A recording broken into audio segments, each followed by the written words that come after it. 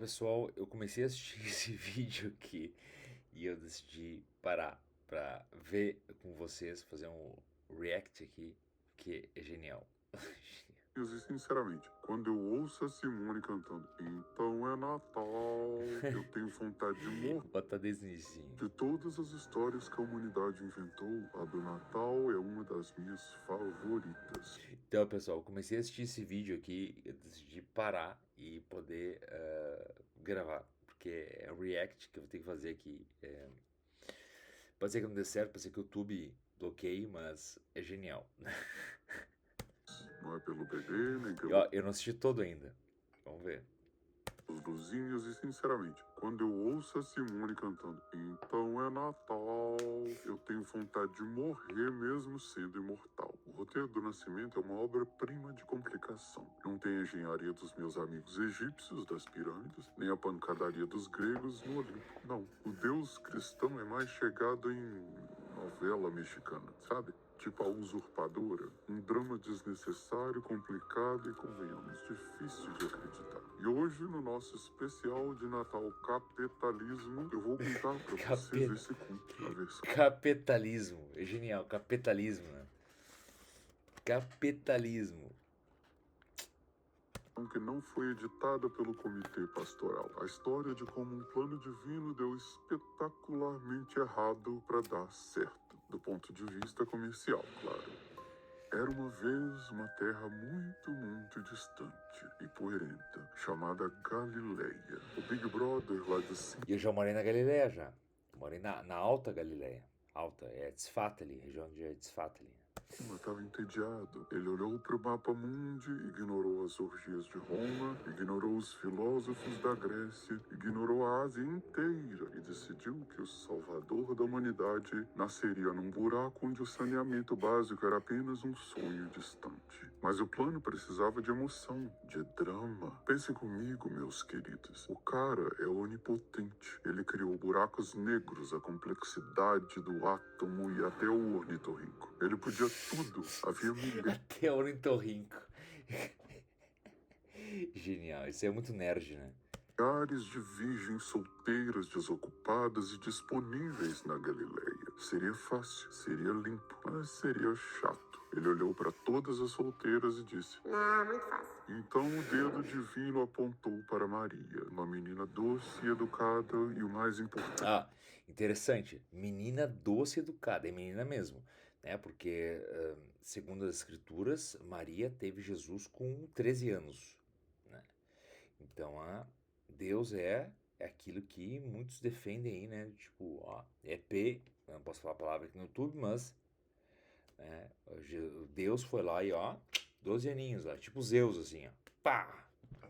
Comprometida. Sim, porque nada grita plano perfeito como começar uma religião com um escândalo conjugal. Por que escolher uma mulher livre se você pode escolher a noiva de um carpinteiro honesto e ver o circo pegar fogo? É quase uma talaricagem cósmica. Aparentemente, a salvação não tem graça se não começar destruindo a vida social de uma família pobre. E nós vamos ignorar o fato de que Maria tinha apenas 15 anos, que é algo que você não vai ouvir seu pastor falar. Maria estava lá, tranquila. Ela tinha menos de 15 anos. Menos, bem menos. Os estudos dizem que é 12, 13 anos que ela tinha. Quando teve Jesus era 13 anos. Máximo que ela teve o Jesus. 15 anos não, até mais tardio até. O diálogo dele aí, mas tá valendo. Tranquila, provavelmente pensando em qual véu combinava com a sandália, quando a privacidade dela foi invadida, não por um stalker qualquer. Não, e José, ele era um veião, né? José era um veião.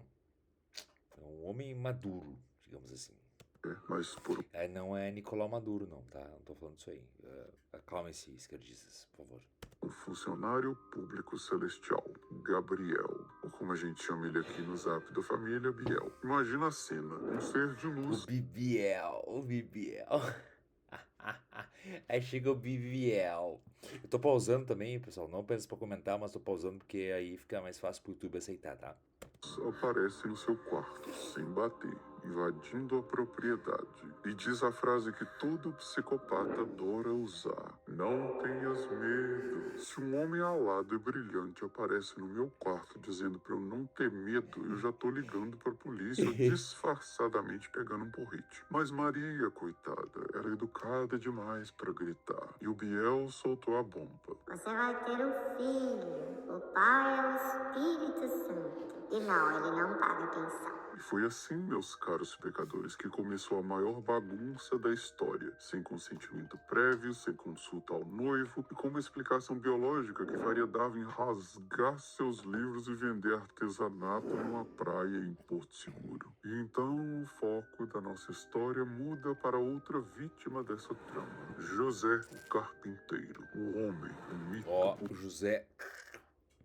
o iludido. Dizem os historiadores que o famoso poema de Drummond não foi escrito no século XX. Não, não. Ele foi psicografado da mente de José naquele exato instante. Ele chegou do trabalho, sujo de serragem, esperando um jantar, e recebeu a notícia. Ele olhou para Maria, olhou para o teto, e a alma dele gritou: E agora, José? A festa acabou, a luz apagou, o povo sumiu, a barriga cresceu. E agora fodeu. Imagine o diálogo mental desse pobre homem. Ele olha para o céu e pensa: Porra, velho. Aí você me quebra. Você é Deus, pô. Podia fazer qualquer coisa. Decide pular a cerca com a minha noiva. Como é que eu explico isso pra galera do futebol? Imagina, Deus, né? Galera do futebol. Deus vai lá e ó, pimba. No sábado. já imaginaram a cena no vestiário? E aí, Zé? Parabéns pelo herdeiro, hein? Vocês não casaram no mês passado? O menino nasceu de 4 meses, não? E o José tem que responder: Não, gente, veja bem. Foi um anjo. É, um Um passarinho anjo. de luz. Coisa do Espírito Santo, vocês não iam entender. Não, mas isso, pior que tem várias pintas que dão esse caô, né? Não digo que de Deus, mas... É, O buraco era mais embaixo. O nosso bondoso diretor do universo não dá ponto sem nó. Ele colocou José no que eu gosto de chamar de checkmate moral. Naquela época, a lei era clara e nada romântica. Mulher que engravida fora do casamento é apedrejada até a morte. Fim. Então vejam a bondade da situação. Deus, na verdade, colocou uma arma na cabeça da consciência de José. As alternativas dele eram: opção A, denunciar a traição, seguir a lei e assistir a noiva ser executada em praça pública, tornando-se cúmplice de um assassinato brutal. Opção B, engolir o orgulho, aceitar que passaria o resto da vida sendo um corno celestial e assumir um filho que não era dele, que supostamente era literalmente divino. E o que o José faz? Ele não denuncia, mas também não acredita. Ele faz o que todo homem confuso faz quando a mulher apresenta um problema insolúvel. Ele decide dormir, adiar. E o roteirista doidão percebeu que o protagonista travou. E quando o ator não sabe a fala, o diretor tem que gritar do fundo do palco. Só que o pessoal da cobertura não grita, quer dizer, não fala nada nunca com ninguém. Eles estão em trabalho remoto desde que eles criaram a empresa. Nenhum cliente humano viu ou ouviu o criador do universo. Então ele manda de novo quem? O anjo Biel. Mas reparem na sacanagem, delicadeza da coisa. O anjo não apareceu para José acordado. Sabe por quê? Porque o José acordado, o carpinteiro cansado, ia fazer pergunta. O José ia querer um exame. O José ia querer negociar. Peraí, seu anjo, mas como assim? E o meu nome na certidão? E o pessoal na sinagoga, como é que fica? Por que eu? Por que não escolher uma mulher solteira? Não, o José acordado era complicado. No sonho não tem debate. No sonho a mensagem é um comunicado interno, sem direito à réplica. O anjo basicamente disse: Zé, relaxa, é isso mesmo, a grávida é divina. O nome vai ser Jesus, não foge. Agora acorda e não me enche o saco. E o José acorda. A Maria teve um anjo acordada. O José teve um sonho. A prova dele foi um sonho. Mas tudo bem. José, o protagonista trágico, aceita seu papel na novela. Ele vai assumir. Não foi amor à primeira vista pelo bebê, meus caros. Foi refém da situação mesmo. A igreja chama isso de pai putativo. Pausa para o momento cultural capitalismo. Eu ouvi essa risadinha. Eu conheço a mente suja de vocês. Quando eu disse pai putativo, o cérebro de quinta série de vocês travou e já foi direto para a zona, não foi? Acalme os hormônios. Putativo vem do latim putare, que significa pensar, supor, por Putar. imaginar. Logo, pater putativus é apenas o pai imaginário ou pai adotivo, aquele que todo mundo supõe que seja o pai, mas que biologicamente não tem nada a ver com a obra. Inclusive, uma curiosidade inútil. Sabiam que é por isso que o apelido para José em espanhol é Pepe, das iniciais Pepe, pater putativus? Viram? Vivendo, pecando e aprendendo com seu diabo favorito. Vou Mas procurar vamos ser depois. honestos. Pai adotivo é gourmetização. José foi, na verdade, o primeiro homem da história a assumir um BO de proporções bíblicas. Ó. Ele olhou para o contrato, não Não viu tinha a Maria da... cláusula de E não rescisão tinha Maria da Penha nessa época, né?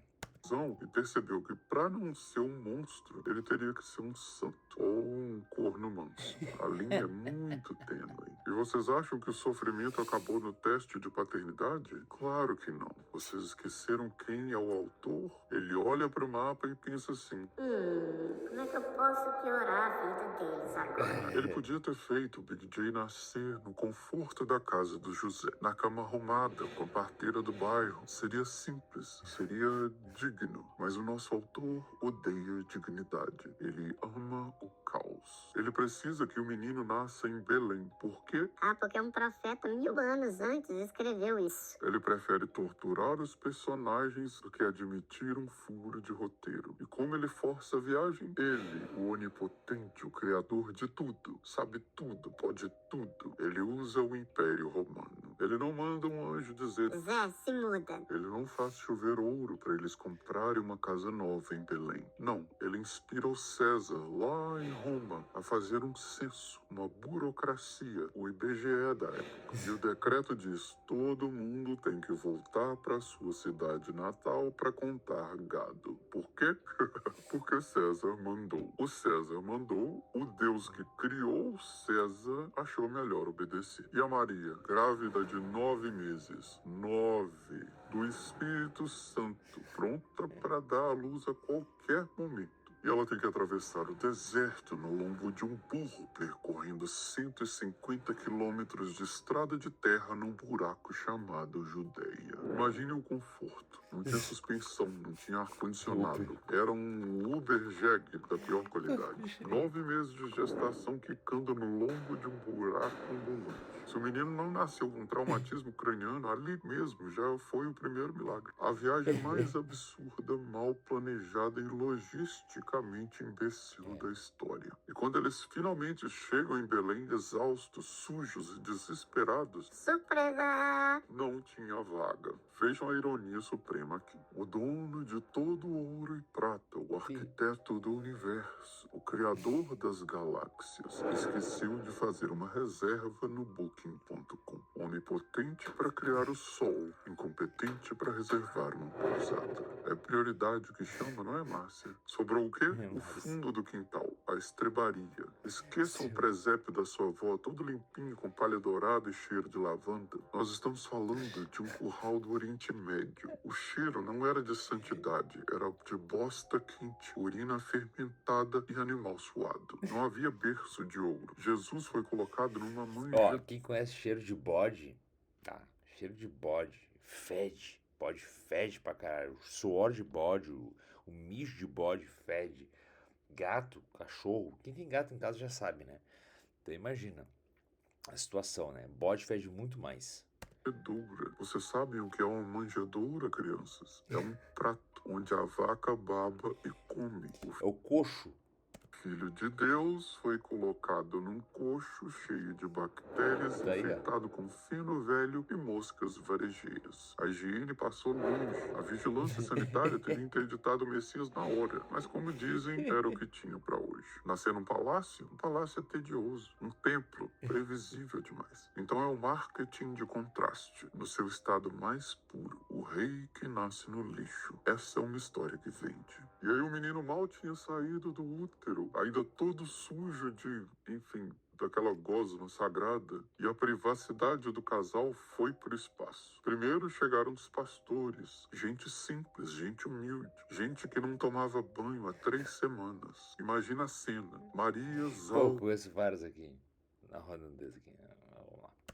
com as pernas bambas, tentando amamentar, e de repente entra um bando de marmanjos cheirando a lã molhada e queijo podre, gritando que viram os anjos no céu. Se fosse hoje, José chamava a polícia. Mas como era profecia, ele teve que sorrir e oferecer água. Mas o autor achou que faltava glamour, faltava investimento estrangeiro. O ponto alto da Aí os bizarrice, Reis Magos, aposto que ele vai falar disso. vai saber que cogumelo que ele comeu, foram os famosos 3 reis Aí. magos. 3 velho rico, vindo do Oriente, guiados por uma estrela, ou seja, astrólogos, pagãos, usando a concorrência como GPS para achar o endereço, invadindo a maternidade improvisada. Eles não trouxeram um pacote de Pampers, não trouxeram um tubo de Pogloss, não trouxeram um bodezinho da Carter, não. Eles trouxeram presentes que mostram que a sabedoria deles é, no mínimo, questionável. O primeiro trouxe ouro. Ok, ponto pra ele. Ouro paga boleto, né não? José, que não é bobo nem nada, deve ter olhado aquilo e pensado, opa, isso aqui financia uma fuga ilegal pro Egito e ainda sobra pra fazer um churrasco. Ouro a gente aceita. O segundo trouxe incenso. É simbólico. Serve para fazer fumaça na igreja. Mas ali na hora, provavelmente foi a única coisa útil para tentar disfarçar o cheiro insuportável de bosta de vaca que impregnava o ambiente. Era tipo um bom ar bíblico. Mas o terceiro, o tal do Baltazar, esse era o verdadeiro troll da história. Ele trouxe mirra. Você sabe o que é mirra, criança? Sim. Mirra era uma resina usada para embalsamar cadáveres. Isso mesmo, perfume de... Assim, pessoal, isso, na verdade, os três presentes, né, tem um significado espiritual que é assim, ó. O ouro representa a vida, né, a vida que chegou. O incenso, a continuidade da vida. E a mirra, o final da vida. Né? A SS, né, na época do bigodinho, a SS, ela presenteava com babadouro, xícara e depois também com colher de prata, para representar o quê? O babadouro é o início da vida, tá? O babadouro é o início da vida. A xícara, ela representava na SS, né, do bigodinho lá, representava o quê? Extremamente ligada à magia negra, representava a vida cotidiana, né, da xícara. A xícara, ela recebe coisas, né? Ela tem ali para o recebimento, e depois vinha a colher de prata. Por que colher de prata? Porque colher de prata, se você você pode comer por si só. Babadouro significa o quê? Que você não consegue comer sozinho, né? A xícara, você já consegue pegar a xícara e pedir alguma coisa ou comprar alguma coisa e colocar dentro. A colher, você pode pedir para outra pessoa colocar para você, né? A velhice, representa a velhice. E se você não tiver como colocar isso, você pode vender essa colher e conseguir meios para poder sobreviver e comer com a mão, né? Então, por isso que a SS, ela fazia o babadouro, a xícara, dava de presente, né? Babadouro, a xícara e a colher, né? De presente para os recém-nascidos. Só uma observação aqui para representar justamente isso aí também, né? O ouro, que representa a longevidade, só que esse ouro, que foi o primeiro presente, tá, para Jesus, representaria também que ele tenha, né, meios para sobreviver depois, a aposentadoria dele. O ouro representa a aposentadoria. Foi ao contrário, na verdade, com Jesus foi ao contrário. A SS, ela fez de forma inversa, né, mas o ouro representa a aposentadoria, o incenso representa a vida cotidiana dele e a mirra representa a morte dele. Defunto. Imagine você visitar um recém-nascido e dar de presente um kit funerário. É como chegar num chá de bebê hoje e dizer: parabéns pelo menino, que coisa fofa. Toma aqui esse vale caixão. Ele vai morrer cedo, viu? Já tô só adiantando o serviço. que porra de presente é esse? Ali, naquele momento, segurando um pote de formol antigo, Maria deve ter percebido: esse menino não vai ter uma vida normal. Foi o maior spoiler da história. E aí nós temos Herodes, o rei local, um psicopata com coroa, que fica sabendo que um novo rei nasceu. E o que o criador do universo faz? O ser onipotente que abriu o mar vermelho e mandou praga no Egito podia simplesmente fulminar Herodes com um raio. Ó, e tem muita pessoa que não sabe disso, que confunde as épocas, tá? Porque ele tá falando aqui de Jesus, tá? E muitas pessoas não conhecem a história, o Velho Testamento. Muitos são cristãos, foram batizados no cristianismo, no catolicismo, mas não conhecem a história. Tudo que ele falou ali foi antes, né? Ele conhece a história, ele sabe direitinho como é que foi, né? O Moisés veio antes de Jesus, mas tem pessoas que se dizem católicas e não sabem disso, que Moisés veio antes de Jesus. Tem pessoas assim, tá? Então eu achei fantástico. Vou ter que me inscrever no capitalismo aqui, que é fantástico. Um infarto, uma dor de barriga cósmica. Pronto, resolvido. Mas a essa altura vocês já entenderam que ele detesta eficiência. Ele prefere drama. Então qual é o plano divino para salvar o protagonista? Um exército de anjos? Uma fortaleza de nuvens? Não, o plano divino é... Corre que deu ruim. O anjo, sempre ele, o carteiro do caos, aparece de novo para José, onde? No sonho, claro. E a ordem é... Pega a família e vaza pro Egito. O rei daí vai surtar. Vocês entenderam? O plano de fuga do Filho de Deus é ir pro Egito. O mesmo Egito de onde o barbudo passou séculos tirando o povo dele. O mesmo Egito que ele Volta pra lá de com novo. pragas e Ó, isso é uma sacada muito interessante, pessoal. Porque o Egito, pro povo judeu, significa escravidão, tá? É escravidão, terra de escravidão. E aí ele tá fazendo uma sátira aqui agora, né? O personagem aqui, o ator, né, que tá interpretando ali, ele tá fazendo o quê? Ele tá fazendo uma sátira. Olha, que estranho, né? Bom, pô, fizeram tudo para tirar lá Moisés, abriram o Mar Vermelho para livrar o povo judeu do Egito. E aí volta pro Egito. Muito bom. exércitos. O Egito era o inferno no Velho Testamento e agora, na primeira crise, ele virou refúgio. Então José pega o ouro, pega a mulher, pega o pequeno Clark Kent e foge. Ele se torna um imigrante legal no país que era o inimigo mortal do seu povo. O autor é um gênio. Ele fez o povo fugir do Egito e depois pro Egito. É indeciso? Nem um pouco. Incoerente? Imagina. E aí, silêncio. O roteiro pula uns 30 anos. O perrengue da infância passa. Aí aos 30 anos. Onde é que ele teve? Aí vão dizer que teve no. Os Mormons vão dizer que ele teve no Brasil, né? Nos Estados Unidos, não sei. Aí tem várias outras versões vão dizer que ele teve na Índia. Ele teve aí, a partir dos 30 anos ele surge. Big J cresce e a mirra eu explico na Páscoa. E aí aproveita e conta o que ele fez dos 12 aos 33 anos, já que ninguém nunca contou. Porque, né, eu era o único que tava lá. E assim a humanidade celebra... Entenderam a piada dele ali? A mirra eu explico na Páscoa. Bela tragédia todo dia 25 de dezembro. O que pra mim é super estranho, porque Big J não nasceu no inverno. Pastores não dormem no relento do frio de dezembro, nem na Judeia. A data correta é 13 de abril. Isso mesmo. Supondo que a astrologia faz algum sentido, o Salvador é ariano. O melhor não é nem o dia, é o ano, contando pelo calendário. Tá falando com uma cliente minha também sobre isso, né? A probabilidade que Jesus ele era ariano, né? Yeshua, né? Gregoriano que vocês usam, ele na verdade nasceu no ano 4 antes de Cristo. Agora pensa nessa frase: Cristo nasceu no ano 4 antes de Cristo. 4 anos antes dele mesmo nascer. A matemática... Só que assim, pessoal, tem vários Jesus, tá? Tem vários Yeshuas no Talmud. Tem muitos, né, que se autoproclamavam ou diziam que era o Messias ou que é aquilo outro. Vários. Então, o que ele está falando isso aí é basicamente isso, né? Tinha muitas pessoas. Então, existem várias contradições, assim. Ele está falando de contradições, que é isso aí, essa é a sátira desse vídeo.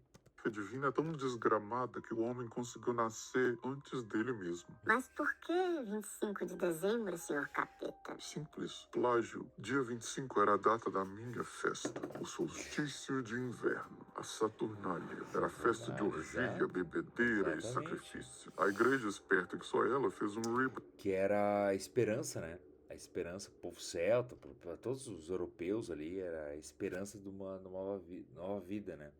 Era até no celtismo, né? A gente tem a coleta do gui nessa época.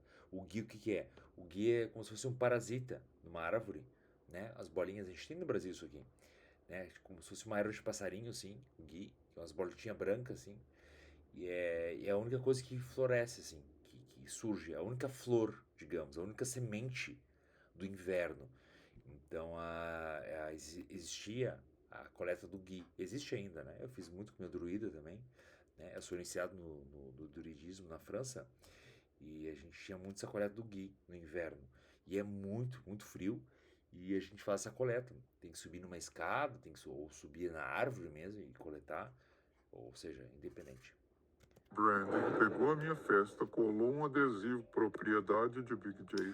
E aí eles fizeram isso aí pra, né, vocês têm né, o canal aqui, né, se quiser assistir depois na íntegra, mas estou fazendo aqui umas inserções aqui para explicar. Porque o Gui? O Gui ele representa a esperança, né? Então Jesus também representaria a esperança. Então botaram Jesus para dezembro, para 25 de dezembro. Né? Que não precisa, aí depois, primeiro do ano, o que é primeiro do ano? Primeiro do ano é a data que dá 8 dias, de 25 a 1º de janeiro, dá 28, dá 8 dias, tá? Que equivale à data da circuncisão de Jesus, né? Que Jesus era judeu.